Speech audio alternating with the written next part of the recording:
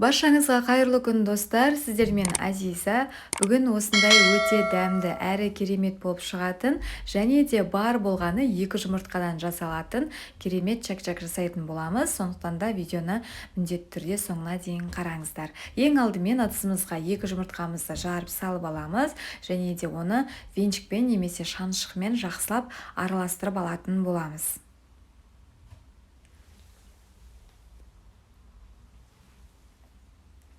Енді оның үстіне алдын ала електен өткізілген ұнымызды салатын боламыз, жақсылап араластырып алатын боламыз. Басында қоюланғанша осылай венчикпен араластырамыз, содан соң оны қолымызбен илеп алатын боламыз. Ұнымызды мен көз мөлшермен салдым, өлшемедім. Сондықтан кішкене қамыр болып қойылғанша ұнымызды салатын боламыз. Енді осылай илеп аламыз да, оны 15 минутқа бетін жауып қалдырып қоятын боламыз.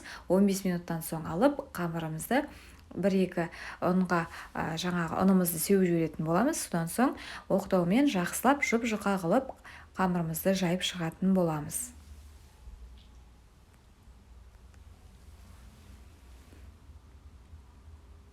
Осылай жұп-жұқа қылып жайып шығамыз.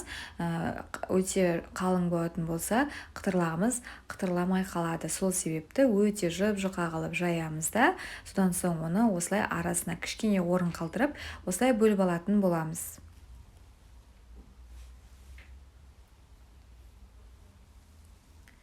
Енді оны бөлген бөлшектерімізді осылай пышақпен жақсылап жұп-жұқа қылып турап шығатын боламыз. Енді алдын ала қазанымызды жақсылап қыздырып аламыз. Содан соң оның үстіне сұйық майымызды құйып, тағы да жақсылап қыздырып аламыз да, чак-чактарымызды салып, кішкенеден салып, осылай пісіріп алатын боламыз. Мінекей біздің чак-чагымыз дайын болды. Енді оған өздеріңіздің қалауыңызша, әрине, мен сгущенка салам, немесе мед салсаңыздар да болады. Мен осылай сгущенка саламын. Бұл чак-чактың ең оңай рецепті. Ештеңе қоспайсыздар, бар болғаны 2 жұмыртқамен ұнымызды араластырып, осылай пісіріп алатын боламыз. Өте оп-оңай, бар болғаны 3-ақ заттан тұрады.